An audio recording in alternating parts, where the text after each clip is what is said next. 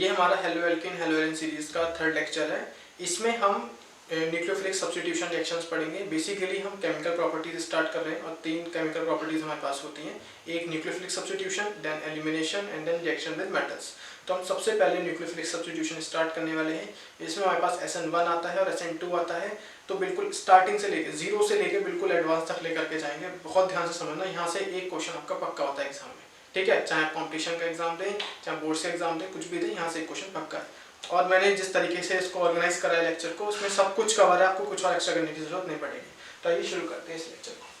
सबसे पहले तो ये आपको अगर फोटो खींचनी है तो आप देख लीजिएगा, ठीक है। चलिए शुरू करते हैं। न्यूक्लियोफिलिक सब्स्टिट्यूशन में 2 तरीके की हमारे पास रिएक्शंस होती हैं, SN1 और SN2। ये क्या है कहानी, उससे पहले ये समझ लेते हैं कि न्यूक्लियोफिलिक सब्स्टिट्यूशन रिएक्शन बेसिकली है क्या चीज। तो देखिए ध्यान से, जो भी आपके पास कार्बन होता है, कार्बन के पास 4 बॉन्ड लगे होते हैं। 3 तो आप कुछ भी हो जाएंगे, उससे हमें फर्क नहीं पड़ता, लेकिन उससे एक क्या लगाना चाहिए, लिविंग ग्रुप लगाना चाहिए। क्या लगाना चाहिए, Lg क्या है यहाँ पे, लिविंग ग्रुप है। लिविंग ग्रुप के बारे में डिटेल में बातें करेंगे, ठीक है। तो जब इसके साथ में कोई न्यूक्लियोफाइल आएगा, और वो न्यूक्लियोफाइल क्या करेगा, इस Lg की जगह ले लेगा कार्बन के साथ में। तो ये क्या बन जाएगा, कार्बन, 3 बॉन्ड हमारे पास ऐसे ही रहेंगे और यहाँ पर क्या लग जाएगा, लिविंग ग्रुप बाहर निकल जाएगा और यहाँ पे न्यूक्लियोफाइल लग जाएगा। क्या लग जाएगा, न्यूक्लियोफाइल लग जाएगा। इसी को बोलते हैं न्यूक्लियोफिलिक सब्स्टिट्यूशन रिएक्शन, क्योंकि जो लिविंग ग्रुप होता है वो भी एक न्यूक्लियोफाइल का काम करता है और न्यूक्लियोफाइल तो आपके पास है। ये न्यूक्लियोफाइल पे नेगेटिव चार्ज लगा दीजिए और लिविंग ग्रुप यहाँ से बाहर निकल जाएगा, ठीक है। तो न्यूक्लियोफाइल पे बेसिकली नेगेटिव भी हो सकता है और न्यूट्रल भी हो सकता है, उसके बारे में डिटेल में यहाँ पर बात समझेंगे। इस तरीके से हमारे पास कंपाउंड बन जाएगा, ठीक है। तो ये हमारे पास होता है जो न्यूक्लियोफाइल सब्स्टिट्यूट करता है। अब न्यूक्लियोफाइल सब्स्टिट्यूट करता है तो 2 तरीके से सब्स्टिट्यूट करता है, SN1 और SN2। अभी SN1 और SN2 क्या है, basically S stands for substitution, N for nucleophilic, 1 for unimolecular and here 2 stands for bimolecular। अभी unimolecular bimolecular क्या होते हैं देखिए ध्यान से।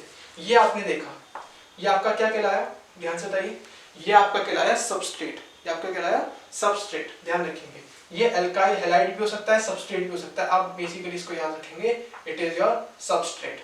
ये क्या है आपका, ये आपका न्यूक्लियोफाइल है, इट इज योर न्यूक्लियोफाइल। तो जब हमारी SN1 रिएक्शन में कैसे पता चलती है, जब आपका जो रिएक्शन है वो सिर्फ इस सबस्ट्रेट की कंसंट्रेशन पे डिपेंड करेगा, सिर्फ सबस्ट्रेट की कंसंट्रेशन पे डिपेंड करेगा, उसको आप SN1 कहते हैं। और जब आपका SN2 होगा तो उसमें क्या होगा, ये जो सबस्ट्रेट है और न्यूक्लियोफाइल है, इन दोनों की कंसंट्रेशन पे जब आपके रेट डिपेंड करेगा तो उसको आप बायोमोलिकुलर बोल देंगे, ठीक है। जब सिर्फ अल्काइल और लिविंग ग्रुप होगा, बेसिकली अल्काइल हैलाइड बोल देते हैं इसको, तो आप इसे बोलेंगे यूनिमोलिकुलर, और अल्काइल हैलाइड उसके साथ में न्यूक्लियोफाइल होगा तो आप उसको बायोमोलिकुलर बोल देंगे, ठीक है। तो सबसे पहले तो हम क्या समझे, it is a first order reaction. First order का मतलब ही क्या है कि ये फर्स्ट ऑर्डर मतलब यूनिमोलिकुलर, सिर्फ एक ही की कंसंट्रेशन पे डिपेंड करता है, दैट इज अल्काइल हैलाइड और अल्काइल लिविंग ग्रुप, ओके। दूसरा क्या है, carried out in polar protic. अभी क्या है टर्म, ध्यान से देखिए, पोलर प्रोटिक। और पोलर का मतलब ध्यान से समझिए, पोलर का मतलब होता है आपके पास पॉजिटिव टर्मिनल भी होगा और नेगेटिव टर्मिनल भी होगा, ठीक है। प्रोटिक का मतलब क्या होता है कि उसमें H+ तो 100% होगा, ये होता है पोलर प्रोटिक का मतलब। अब H किस में होता है, जैसे वाटर हो गया आपके पास में, कार्बोक्सिलिक एसिड हो गए, अल्कोहल्स हो गए, तो उसमें आपके पास में H+ प्रेजेंट होता है, तो पोलर प्रोटिक सॉल्वेंट। आप कहेंगे HCl में भी तो H+ होता है, बट यहाँ पे मैं टर्म यूज कर रहा हूँ सॉल्वेंट की, and HCl is not a solvent, okay. Solvent आपके पास कौन कौन होते हैं, मैंने यहाँ पे लिखे हुए हैं, जैसे वाटर हो गया, इथेनॉल हो गया, ये आपके सॉल्वेंट्स का काम भी करते हैं, ठीक है। तो पोलर प्रोटिक सॉल्वेंट होते हैं like water, alcohol and carboxylic acid, ठीक है। तो जिनमें H+ बेसिकली लूज होता है उन्हें हम पोलर प्रोटिक लूज कह देते हैं।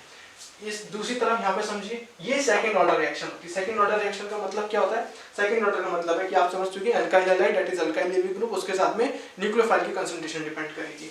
दूसरा carried out in polar, polar आप समझ चुके हैं, पोलर का मतलब होता है प्लस माइनस टर्मिनल होंगे आपके पास में।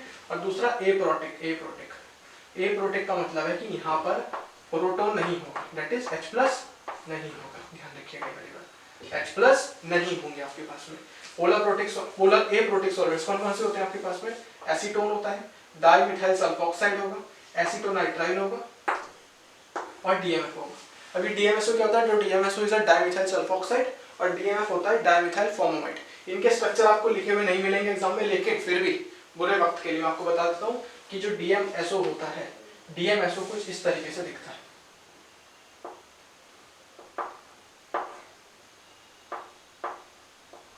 ऐसे देख लीजिए, एक सल्फर होगा, उसके पास डबल बॉन्डेड ऑक्सीजन होगा और साइड में उसके पास एक मिथाइल ग्रुप और इधर एक मिथाइल ग्रुप, ठीक है। तो ये आपके पास होंगे मिथाइल मिथाइल और इधर होगा आपका ऑक्सीजन, तो इसे बोलते हैं DMSO, डाइमिथाइल सल्फोक्साइड। आप कहेंगे एसीटोनाइट्राइल कैसा होता है, तो ये एसीटोनाइट्राइल दिखता है इस तरीके से। ये जो एसीटोनाइट्राइल है आपके पास होगी, ये आपके पास दिखेगा कुछ इस तरीके से, CH3 सिंगल बॉन्ड Cl, इसको आप बोलते हैं एसीटोनाइट्राइल। दूसरा आपके पास में डाइमिथाइल फॉर्मामाइड, तो डाइमिथाइल फॉर्मामाइड आपको किस तरीके से दिखेगा, देखिए ध्यान से। डाइमिथाइल फॉर्मामाइड, फॉर्मामाइड मतलब फॉर्मल्डिहाइड से बनता है। फॉर्मल्डिहाइड क्या होता है, HCHO, तो देखिए ध्यान से HCO, और यहाँ पर क्या लगना है आपका H ना लग के यहाँ पर N लगता है, यहाँ से दो मिथाइल ग्रुप लग जाते हैं, इसी को बोलते हैं डाइमिथाइल फॉर्मामाइड, ठीक। आगे बढ़ते हैं। ये तो थी बेसिक बात है कि आपके पास रिएक्शन कैसे हो रही है, क्या रेट है, क्या बात है। दूसरा थर्ड है आपके पास रेट ऑफ रिएक्शन किस पे डिपेंड करेगा। देखिए ये टर्म आपको सबसे जरूरी है ध्यान रखने की, क्या है, बेंजाइलिक के टर्म। बेंजाइलिक जब आप देखेंगे तो आप बोलेंगे 1 डिग्री का होता है बेंजाइलिक, बेंजाइलिक 1 डिग्री का होता है। और 1 डिग्री हम पढ़ते हैं कि SN1 में तो स्टेबल होता ही नहीं है, क्योंकि SN1 में कार्बोकेटाइन की फॉर्मेशन होती है और कार्बोकेटाइन की फॉर्मेशन 1 डिग्री पे ज्यादा स्टेबलाइज होती नहीं है। बट हम बेंजाइलिक की क्लासिफिकेशन में हमने पढ़ा था कि जो आपका हेलोजन होता है वो जब डबल बॉन्डेड के नेक्स्ट कार्बन पर लगा होता है तब आप उसको बेंजाइलिक बोलते हैं, ठीक है। और उसकी वजह से वो रेजोनेंस में स्टेबलाइज हो जाता है। तो आपका जो 3 डिग्री 2 डिग्री और 1 डिग्री होता है ये तो हाइपर कंजुगेशन से स्टेबल होते हैं, बट बेंजाइलिक रेजोनेंस से स्टेबलाइज होता है। और हमने MRI में पढ़ा है कि इंडक्टिव और हाइपर कंजुगेशन से ज्यादा रेजोनेंस की प्रायोरिटी होती है, तो इस वजह से बेंजाइलिक ज्यादा स्टेबल हो जाएगा। ऑन द अदर हैंड यहाँ पे देखेंगे आप कि यहाँ पे जो रेट ऑफ रिएक्शन चलेगा मिथाइल का 1 डिग्री का, 2 डिग्री का, 3 डिग्री का, ये ऐसा क्यों चल रहा है। और ये भी ध्यान रखेंगे कि 2 और 3 डिग्री में जो आपका रेट ऑफ रिएक्शन है SN2 में होगा ही। और यहाँ पर आप देखेंगे 1 डिग्री और मिथाइल में आपकी रेट ऑफ रिएक्शन कुछ नहीं होगा, क्योंकि रिएक्शन होती ही नहीं है इनमें। तो आपको बेसिकली बेंजाइलिक 3 डिग्री और 2 डिग्री ध्यान रखना है और इसमें CH3 1 डिग्री याद रखना है, ठीक है। ये हो क्यों रहा है, अब इसका रीजन समझ लेते हैं। रीजन ये है कि SN1 में जो सब कुछ कहानी है वो सिर्फ सबस्ट्रेट पे डिपेंड करती है, और सबस्ट्रेट में से पहले लिविंग ग्रुप बाहर निकलता है, उसके बाद में न्यूक्लियोफाइल अटैक करता है। तो लिविंग ग्रुप जब लीव करेगा तो यहाँ पर अपने साथ नेगेटिव चार्ज बाहर लेके जाएगा और पॉजिटिव चार्ज छोड़ के जाएगा। तो जब पॉजिटिव चार्ज छोड़ करके जाएगा तो छोड़ के जाने की वजह से कार्बोकेटाइन बन जाएगा और कार्बोकेटाइन की फॉर्मेशन हो जाएगी। तो greater the stability of carbocation faster the reaction, तो जितना ज्यादा कार्बोकेटाइन स्टेबल हो जाएगा, तो मान लीजिए बेंजाइलिक कार्बन होगा तो वो ज्यादा स्टेबलाइज हो जाएगा, जैसे उससे लिविंग ग्रुप अटैक। अभी डिटेल में हम सब पढ़ेंगे इस चीज को, ठीक है। नेक्स्ट क्या है, इन 2 स्टेप्स, ठीक है। ये होती कैसे है, 2 स्टेप्स में होती है। पहले कार्बोकेटाइन का फॉर्मेशन होगा, उसके बाद में न्यूक्लियोफाइल अटैक करेगा। तो यही वो बात लिखिए कि इन 2 स्टेप्स होता है और carbocation acts as a intermediate. देखिए ये ध्यान रखिएगा, क्या बोला मैंने, SN1 में कार्बोकेटाइन इंटरमीडिएट बनता है। On the other hand SN2 में जब आप देखेंगे तो कोई इंटरमीडिएट नहीं बनता है, वहां पे ट्रांजिशन स्टेट बनती है। क्या बनती है, ट्रांजिशन स्टेट। यहाँ पे रेट ऑफ रिएक्शन समझ चुके हैं क्यों हुआ है रेट ऑफ रिएक्शन। अब देखिए यहाँ पर आपकी कार्बोकेटाइन कहते हैं कार्बोकेटाइन ज्यादा प्रायोरिटी रख रहा था, यहाँ पर वो चीज नहीं होगी, यहाँ पर होगी स्टेरिक हिंड्रेंस। यहाँ पर होगी स्टेरिक हिंड्रेंस। क्यों होगी स्टेरिक हिंड्रेंस, क्योंकि SN2 में क्या होता है, जब SN2 में न्यूक्लियोफाइल लिविंग ग्रुप इस तरह लगा होता है तो जो न्यूक्लियोफाइल है वो पीछे से आके उसको धक्का देगा और वो आगे निकल जाएगा, ठीक है। तो पीछे जितनी कम भीड़ होगी न्यूक्लियोफाइल उतनी जल्दी अटैक करेगा और आगे से लिविंग ग्रुप उतनी जल्दी बेहतर तरीके से बाहर निकल पाएगा। तो इसलिए कहते हैं कि 3 डिग्री में SN2 नहीं होता। क्यों, क्योंकि जितनी ज्यादा स्टेरिक हिंड्रेंस होगी न्यूक्लियोफाइल उसके पीछे से उतना ज्यादा अटैक नहीं कर पाएगा। Lesser the steric hindrance in transition state, in transition state. अभी हम पढ़ेंगे इसके बारे में सब कुछ डिटेल में। Faster the reaction, faster the reaction, इसमें क्या है, इन 1 step through transition state.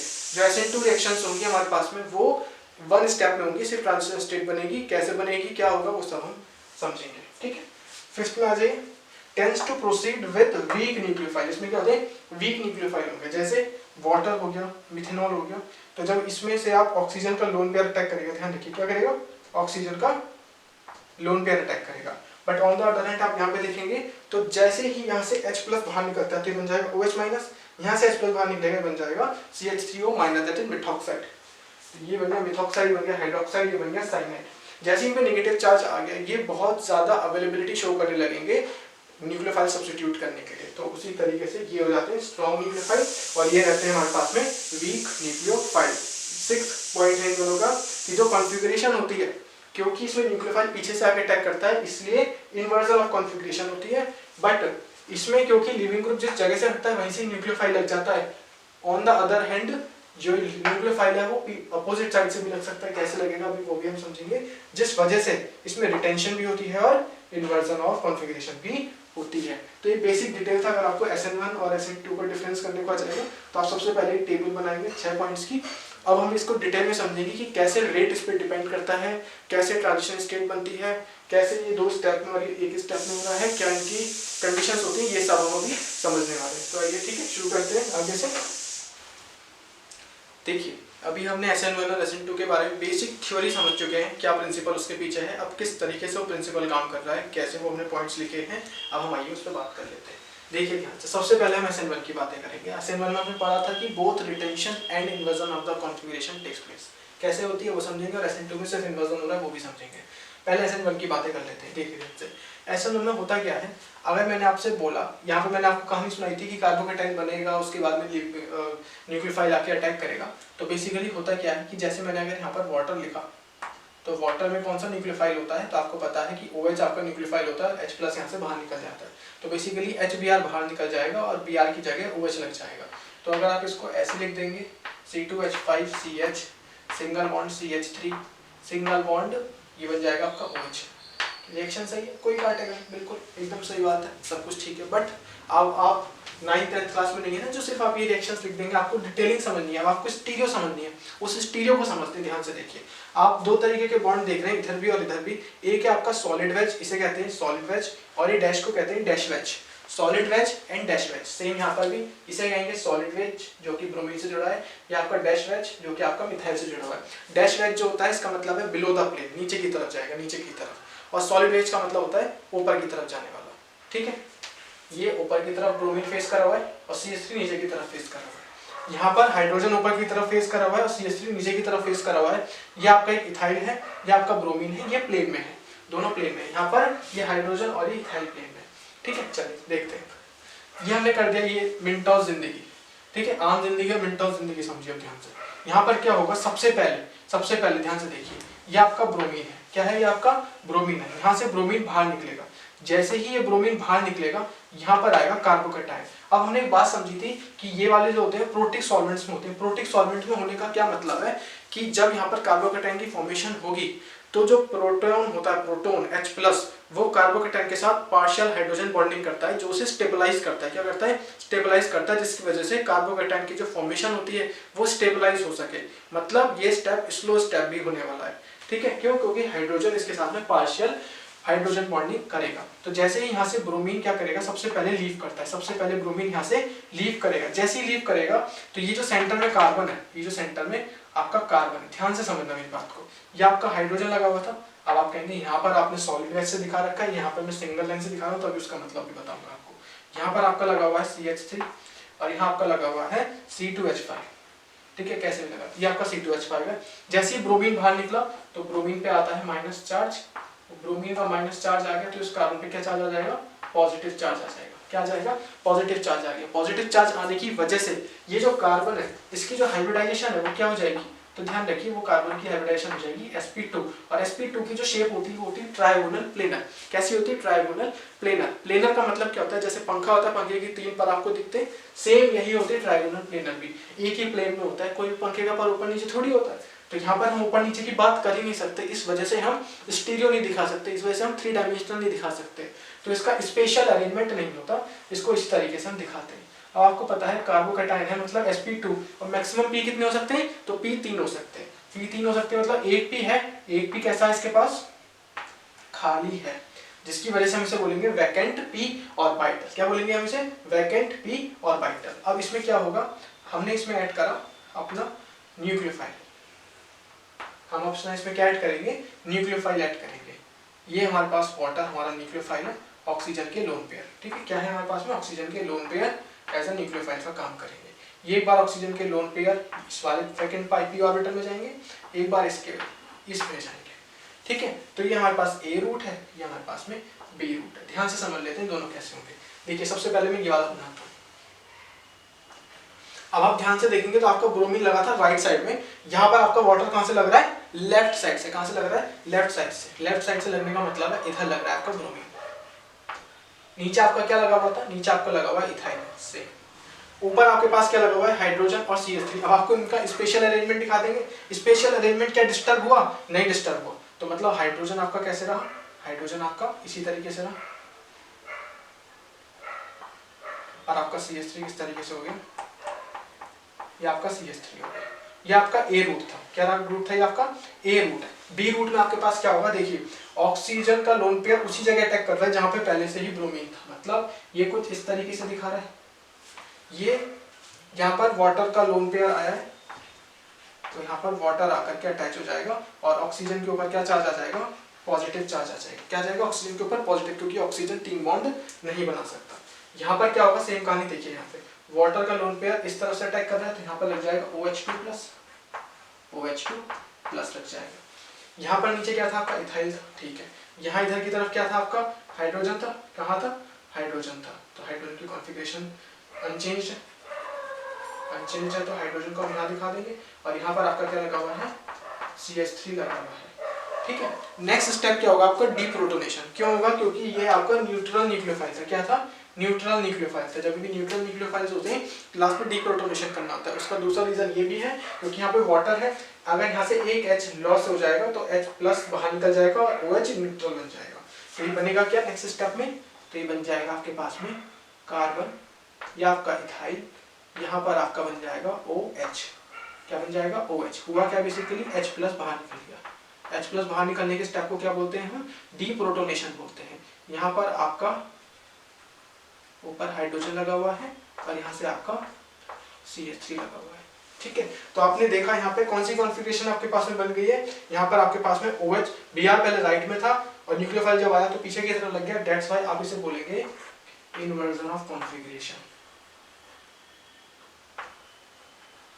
Inversion of configuration. यहाँ पर आप देखिए, यहाँ पर क्या कहानी होगी, यहाँ पर भी सेम H+ का लॉस हो जाएगा। जैसे H+ का लॉस हो जाएगा तो यहाँ पे OH बचेगा, OH बचेगा तो क्या कहानी हो जाएगी, यहाँ पर भी, यहाँ पर जाएगा कार्बन, ये आपका इथाइल हो जाएगा, यहाँ पर आपका OH बचेगा, ये आपका हाइड्रोजन लगा हुआ है यहाँ पर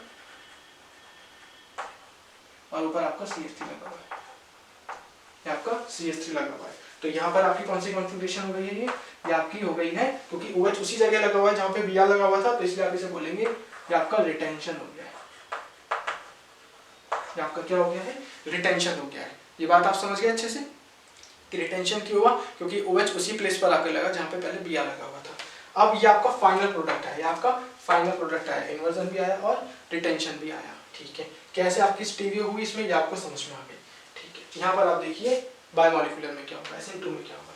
यहाँ पर आप करेंगे, कोई भी आपके पास एक न्यूक्लियोफाइल आएगा और आपको पता है कि न्यूक्लियोफाइल आएगा तो ब्रोमीन बाहर निकलेगा और CN यहाँ पे लग जाएगा, तो CN लगेगा और आपको ये भी पता है कि CN पीछे की तरफ से लगेगा। SN2 में क्यों लगा था मैंने आपको बताया था, अभी फिर से बता दूंगा मैं आपको। यहाँ पर लग जाएगा आपका CN, इधर आपका देखिए आप ध्यान से, CN पीछे की तरफ से आया, तो जैसे छतरी अभी तक यहाँ मुड़ी हुई थी, CN आया पीछे से, ठीक है।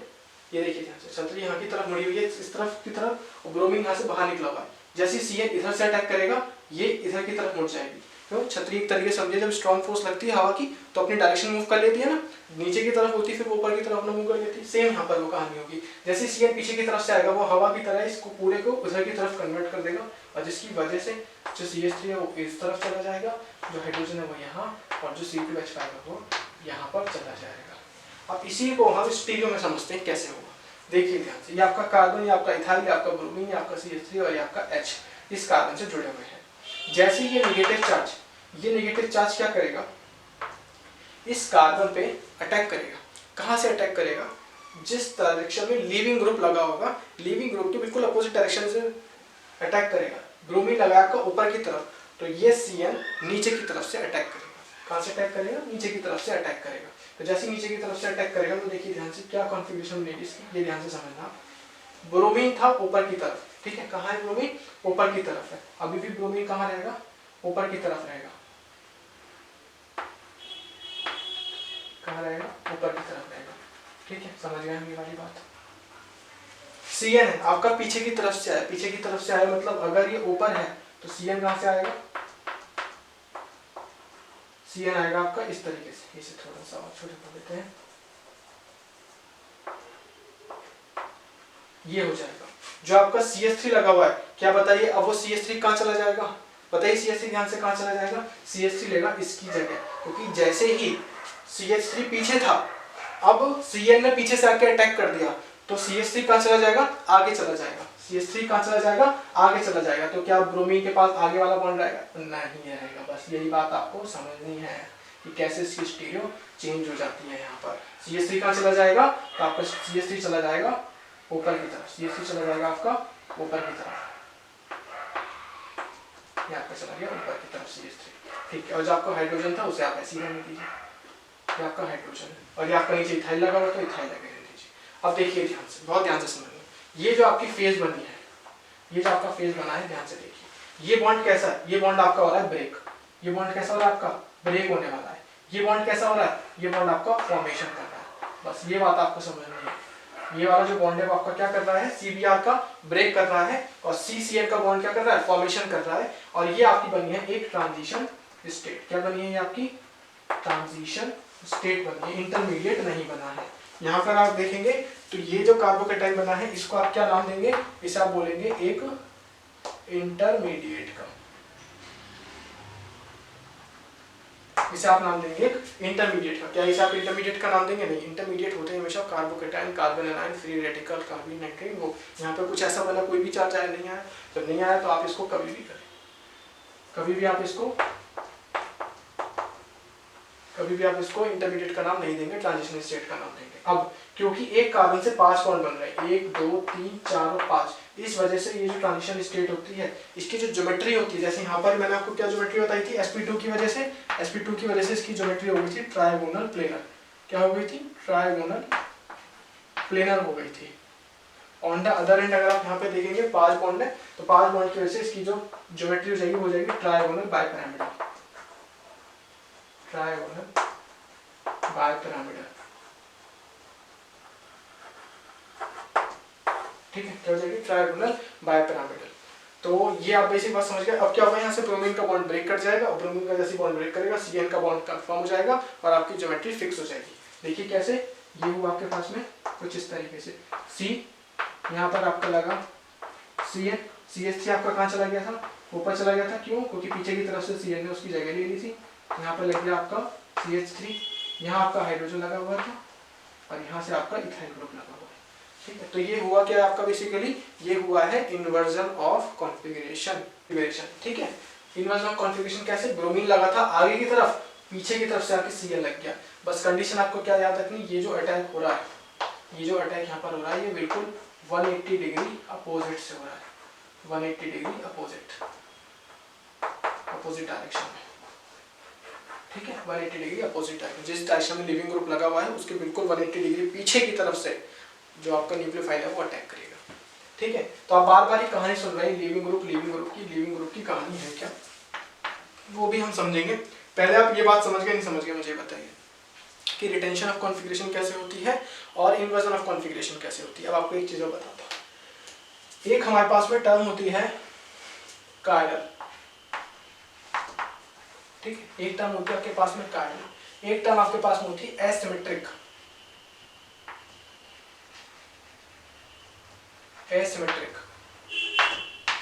ये कायरल और एसिमेट्रिक क्या है, दोनों से एक, पहले तो मैं बात बता दूं, पहले तो दोनों क्या है, दोनों की दोनों एक ही सेम बात है, ये बात ध्यान रखिएगा।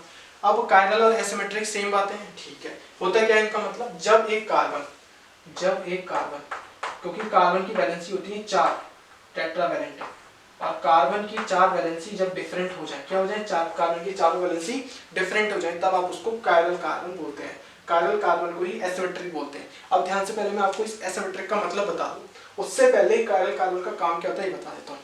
कायरल कार्बन क्या करता है, कायरल सेंटर बेसिकली जो एक प्लेन पोलराइज्ड लाइट होती है, क्या होती है, प्लेन पोलराइज्ड लाइट, उसको अगर वो राइट की तरफ या लेफ्ट की तरफ शिफ्ट कर देती है तो उसे आप कायरल कार्बन बोलते हैं, दैट इज एसिमेट्रिक कार्बन, ठीक है। ये हो क्या रही है कहानी, ये ध्यान से समझ लेते हैं। अब आपको पता है, अगर मान लीजिए 2 रो है आपके पास में, ठीक है, मैं 2 रो का एग्जांपल बताता हूँ। 2 रो अगर आपके पास में बिल्कुल स्ट्रेट है और मैंने बीच में से टॉर्च की एक लाइट मारता हूँ, तो क्या वो लाइट बिल्कुल सीधी निकल जाएगी, आप बोलेंगे बिल्कुल सीधी निकल जाएगी। मान लीजिए 2 रो हैं, इसी को एक और एग्जांपल समझते हैं। 2 रो हैं और बीच में से कोई चल के आने वाला है, तो 2 रो है अगर खाली खाली है तो आराम से कोई भी चल के आ जाएगा। लेकिन मान लीजिए कोई शैतान बच्चा अपना यहाँ से पैर निकाल के बैठा हुआ है, किसी ने अपना बैग रख रखा है रास्ते में, किसी ने कुछ कर रखा है, तो क्या मैं सीधे जा पाऊंगा? नहीं जा पाऊंगा, मुझे कभी इधर कभी इधर कभी इधर। सेम होता है लाइट के साथ में। अगर आपने सिमेट्री दिखा दी, अगर आपने चारों क्या दिखा दिए, चारों में से 2 भी सेम हो गए, चारों में से 2 भी सेम हो गए, तो लाइट जो है वो सीधी निकल जाएगी। लाइट क्यों निकल जाएगी? सीधी निकल जाएगी। बट अगर चारों में से चारों ही डिफरेंट हो गए तो लाइट सीधी नहीं निकल पाती, जिसकी वजह से प्लेन पोलराइज्ड लाइट राइट या लेफ्ट में मुड़ जाती है। उसी को हम कायरलिटी बोलते हैं, उसी को हम कायरलिटी बोलते हैं और उसको हम स्टार से दिखाते हैं, उसको हम स्टार से दिखाते हैं। तो कायरल कार्बन कौन होते हैं? जिसपे चारों वैलेंसी डिफरेंट होती है, उसी को हम एसिमेट्रिक बोलते हैं। एसिमेट्रिक क्यों बोलते हैं आपको समझ में आ गया? क्योंकि प्लेन पोलराइज्ड लाइट सीधी निकल जाएगी तो वो सिमेट्रिक है, अगर लेफ्ट या राइट मुड़ गई तो वो एसिमेट्रिक है, इसलिए कार्बन को एसिमेट्रिक बोलते हैं। ठीक है, अगर उसने राइट की तरफ शिफ्ट कर दी, कहां पे शिफ्ट कर दी? प्लेन पोलराइज्ड लाइट, मान लीजिए ये आपकी प्लेन पोलराइज्ड लाइट है, ये आपकी लाइट जा रही थी, कहां मुड़ गई? राइट की तरफ मुड़ गई। राइट की तरफ मुड़ गई तो आप इसे बोलते हैं डेक्स्ट्रो रोटेटरी। अगर वो लेफ्ट की तरफ मुड़ गई तो आप उसे बोलते हैं लीवो रोटेटरी। क्या बोलते हैं? लीवो रोटेटरी। डेक्स्ट्रो को ही प्लस साइन से दिखाते हैं, लीवो को माइनस से दिखाते हैं। ठीक है, यही सेम हो जाता है आपके पास में इन्वर्जन और रिटेंशन ऑफ कॉन्फ़िगरेशन में। बेसिकली इन टर्म्स से कुछ नहीं होता, ये स्ट्रक्चर देखना होता है। ये स्ट्रक्चर और ये स्ट्रक्चर जो आपके पास में फाइनल बना है, ये वाला जो फाइनल स्ट्रक्चर बना है ना आपके पास में, ये दोनों। अब ये क्या करेगा? इसमें से एक स्ट्रक्चर लाइट को राइट में दिखा देगा और एक लाइट को लेफ्ट में दिखा देगा। तो मतलब एक डेक्स्ट्रो दिखाएगा, मान लीजिए ये डेक्स्ट्रो है तो ये क्या हो जाएगा? लीवो हो जाएगा। डेक्स्ट्रो रोटेटरी, लीवो रोटेटरी, और इन दोनों की आपका कंसंट्रेशन इक्विमोलर बन गई। क्या बन गई? इक्विमोलर बन गई। इन दोनों की कंसंट्रेशन इक्वल हो गई, ये भी और ये भी क्या बन गए? सॉल्यूशन बराबर बन गए। तो इसी को रेसिमाइजेशन बोलते थे, इसी को रेसिमाइजेशन बोलते हैं। इसलिए रेसिमाइजेशन SN2 में नहीं होता। क्यों नहीं होता? क्योंकि SN1 में ही डेक्स्ट्रो और लीवो कंपाउंड बनते हैं। ठीक है, इसी को आप क्या टर्म बोल देते हैं? तो रेसिमाइजेशन बोल देते हैं। Racemic mixture, basically it is your racemic mixture,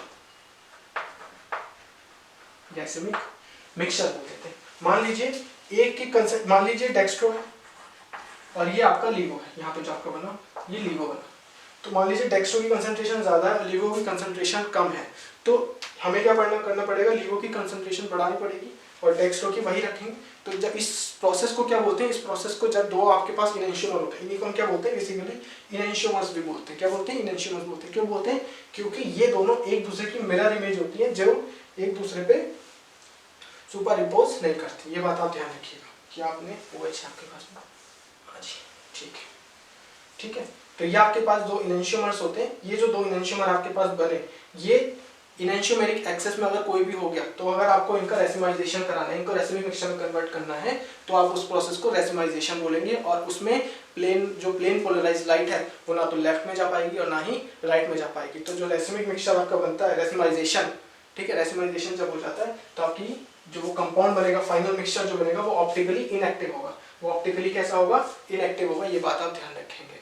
अगर लाइट राइट में या लेफ्ट में चली गई तो कंपाउंड ऑप्टिकली एक्टिव है, तो मतलब जो कायरल होते हैं वो ऑप्टिकली एक्टिव होते हैं। लेकिन अगर कायरल कार्बन रेसिमाइजेशन कर लेंगे तो वो ऑप्टिकली इनएक्टिव हो जाते हैं। तो यहाँ से आप कायरल सेंटर समझ चुके हैं, ऑप्टिकल सेंटर समझ चुके हैं। ऑप्टिकल सेंटर अपनी ऑप्टिकल एक्टिविटी कैसे शो करते हैं ये मैंने आपको बता दिया। ऑप्टिकल सेंटर अगर रेसिमिक मिक्सचर बना लेंगे, अगर उनका रेसिमाइजेशन हो जाएगा, तो वो optical active compound optical inactive हो जाएंगे, क्योंकि अब लाइट ना लेफ्ट में जा पाएगी ना राइट में जा पाएगी, क्योंकि जिस कंसंट्रेशन में लेफ्ट में जाती थी उसी में राइट में जा रही थी, तो लाइट सीधी निकल जाती है। इसे को रेसिमाइजेशन बोला जाता है। ठीक है, और ये आप ट्रांजिशन स्टेट समझ चुके हैं, ये समझ गए हैं आप कंपाउंड यहाँ पे इन्वर्जन ऑफ कॉन्फ़िगरेशन कैसे हुआ, क्योंकि जो CN आपका लगा, जो आपका CN लगा वो ब्रोमीन के बिल्कुल 180 डिग्री अपोजिट से आकर के लगा है। ठीक है, आई होप आप यहाँ तक सारी बातें समझ गए होंगे। अब रेट कैसे डिटरमाइन करते हैं ये कहानी में समझ लेते हैं। ठीक है, रेट और डिटरमाइन कैसे करते हैं ये हम समझेंगे इस जगह। इसे हटा देते हैं और यहाँ पर इसे हटा देते हैं।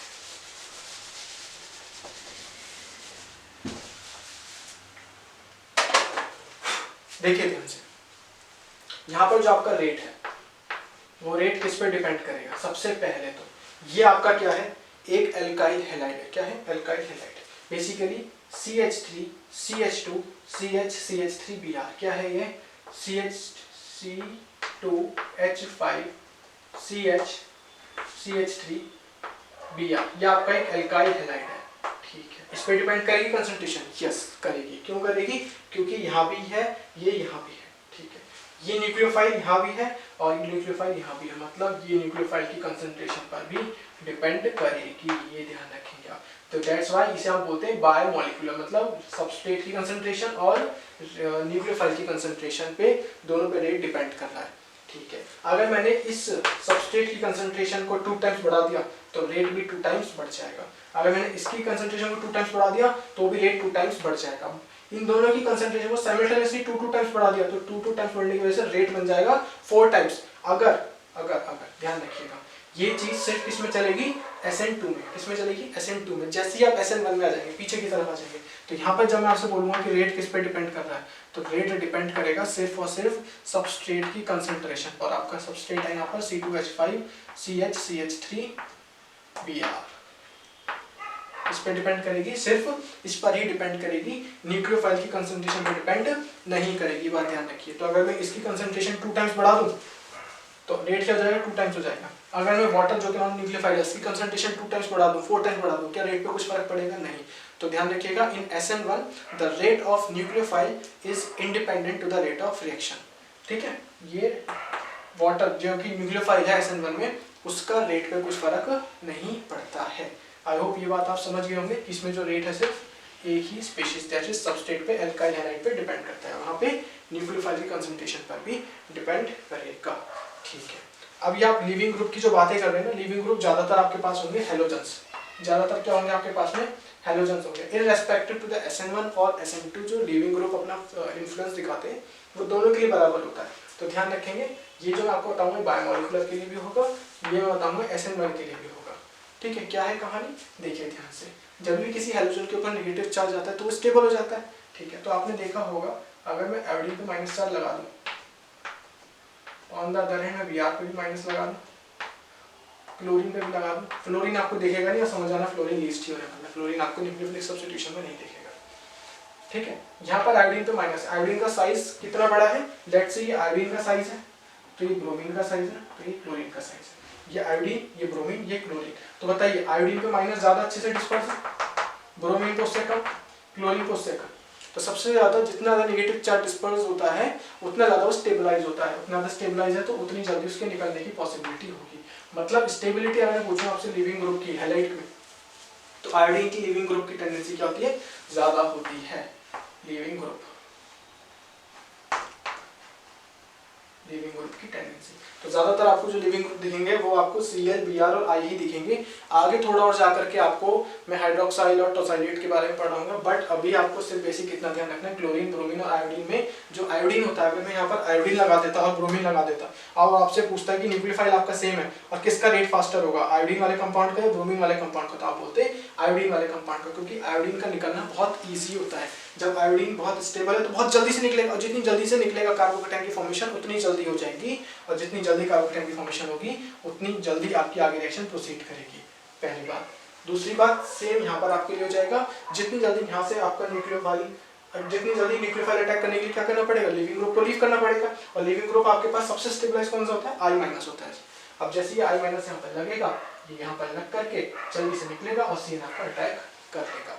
जो आपके पास न्यूट्रल स्पीशीज होती हैं वो भी आपका लिविंग ग्रुप का काम करती है, कैसे करती है वो भी हम बाद में समझेंगे। अभी के लिए आप सिर्फ इतना ध्यान रखिए, Cl-, Br- और I- की कहानी को। ठीक है, रेसिमिक मिक्सचर आप समझ गए, रेसिमाइजेशन आप समझ गए, इन्वर्जन कैसे हुआ ये समझ गए, रिटेंशन कैसे हुआ ये समझ गए, ऑप्टिकल एक्टिविटी किसे कहते हैं? लाइट का मुड़ जाना किसी भी डायरेक्शन में, लेफ्ट या राइट, ऑप्टिकल एक्टिविटी कहलाता है। अगर लाइट कहीं नहीं मुड़ रही है तो वो ऑप्टिकली इनएक्टिव हो जाएगा। कायरल सेंटर क्या होता है? कायरल सेंटर को एसिमेट्रिक क्यों बोलते हैं? और उसके साथ में अकायरल कौन हो जाएंगे? जिनमें बेसिकली अगर एक या दो से ज्यादा वैलेंसी सेम हो जाएंगी तो आप उसे अकायरल कार्बन बोल देंगे या फिर सिमेट्रिक कार्बन बोल देंगे। ठीक है, ये आई होप आप समझ होंगे। चलिए आगे करते हैं, देख लीजिए। देखिए अब कुछ और चीज हम समझ लेते हैं। यहाँ पर मान लीजिए आपके पास यहाँ पे मैंने कुछ न्यूक्लियोफाइल्स लिखे हैं आपके पास में, ठीक है, जैसे KCN, EgCN, KNO2 और AgNO2, ये इंपॉर्टेंट भी थे तो इन्हें समझ लेते हैं ध्यान से। KCN में आपके पास Cn- है, AgCN में Cn है, ध्यान रखिए, क्योंकि AgCN वाला जो बॉन्ड होता है वो कोवलेंट बॉन्ड होता है, आयनिक बॉन्ड नहीं होता, दैट्स व्हाई मैंने यहाँ पे Cn पे माइनस चार्ज नहीं दिखाया है।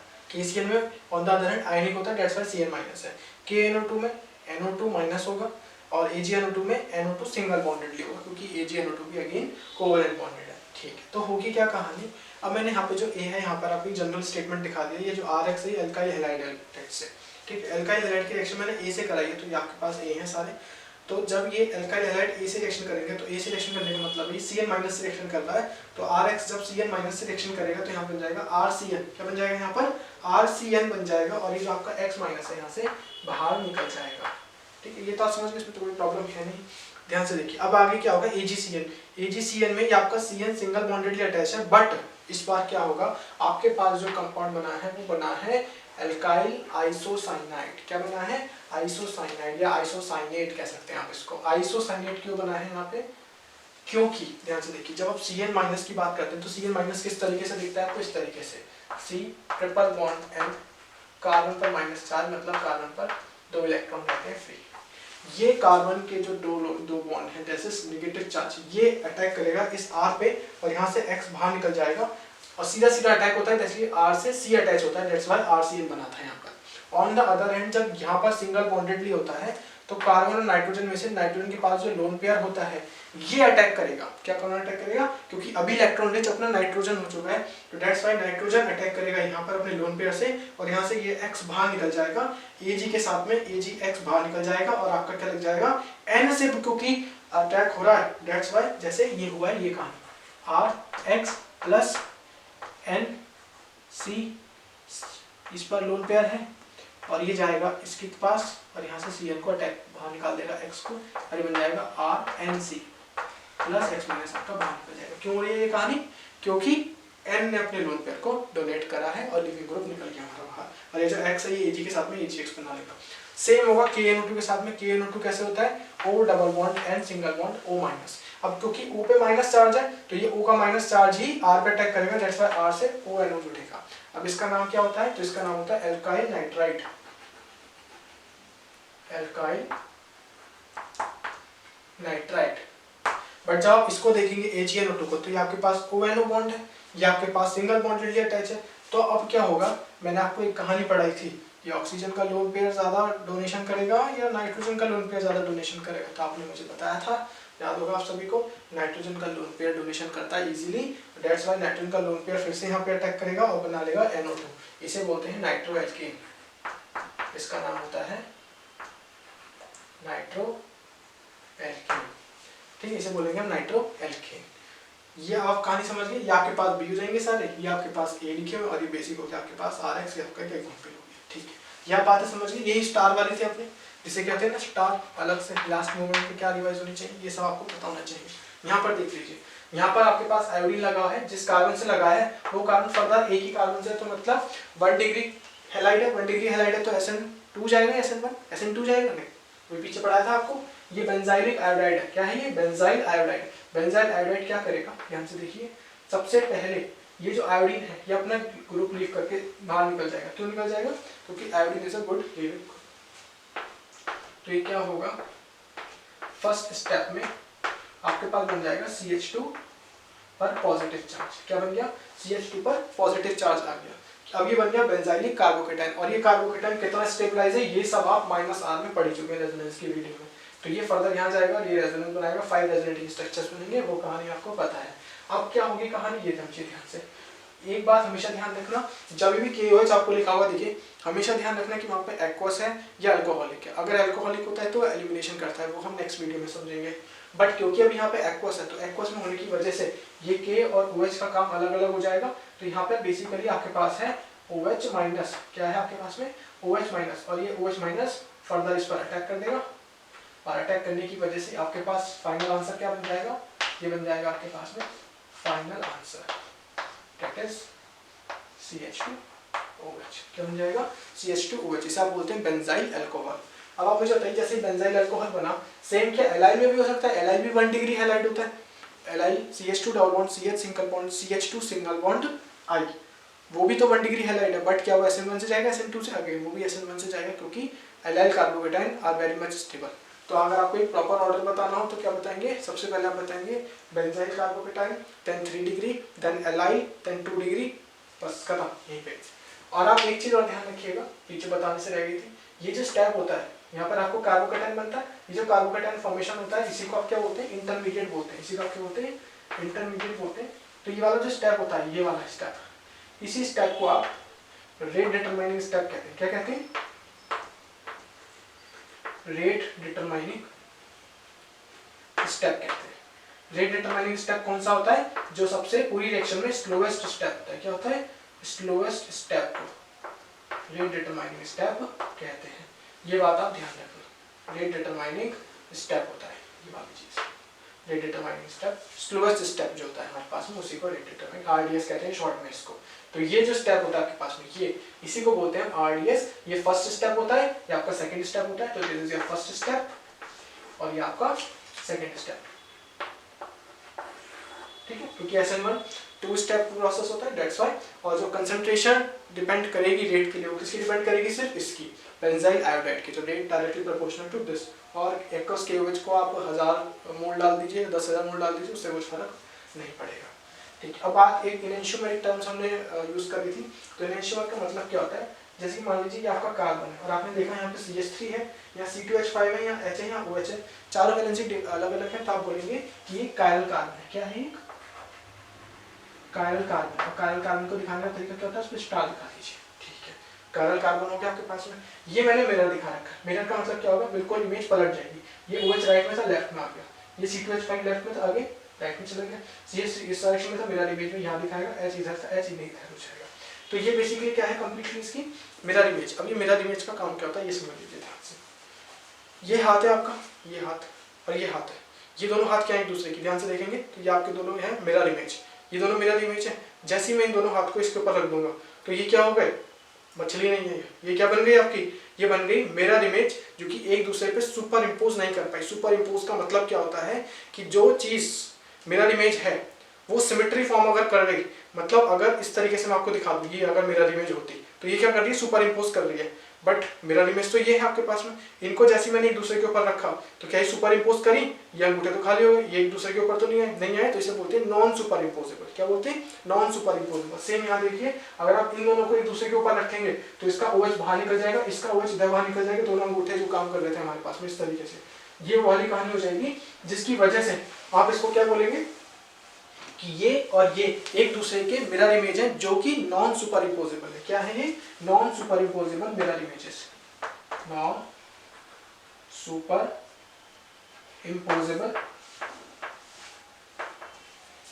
Mirror images. Non super imposable mirror images. अब एक बात और ध्यान रखिए कि जब non super imposable mirror images एक ये होती है इस तरीके से, तो इन्हीं को आप क्या बोलते हैं? इनेंशियोमर्स बोलते हैं। क्या बोलते हैं आप इन्हीं को? इनेंशियोमर्स बोलते हैं। अब मान लीजिए ये आपका जो इनेंशियोमर है, ये वाला जो आपका स्टीरियोइसोमर है, ये आपकी लाइट को राइट साइड में घुमाता है। कहाँ घुमाता है? राइट साइड में। टी दिखा दीजिए या पॉजिटिव साइन लिख दीजिए, एक ही बात है।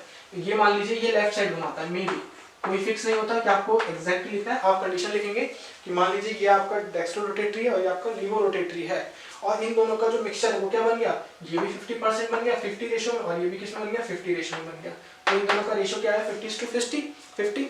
तो इसका मतलब है कि ये और ये दोनों जो प्लेन पोलराइज्ड लाइट है, जो राइट और लेफ्ट में जा रही होंगी, उन दोनों को कैंसिल आउट कर देंगे और ये बन जाएंगे रेसिमिक मिक्सचर, ये रेसिमिक मॉडिफिकेशन, ठीक है। और इसी को मान लीजिए कोई इनेंशियोमर ज्यादा कंसंट्रेशन में होता तो इनेंशियोमर को रेसिमिक मिक्सचर में कन्वर्ट करना ही रेसिमाइजेशन कहलाता है, ठीक है। तो racemization, racemic mixture, enantiomer, chiral, asymmetric, symmetric, optical active, optical inactive. Optical inactive कौन होंगे?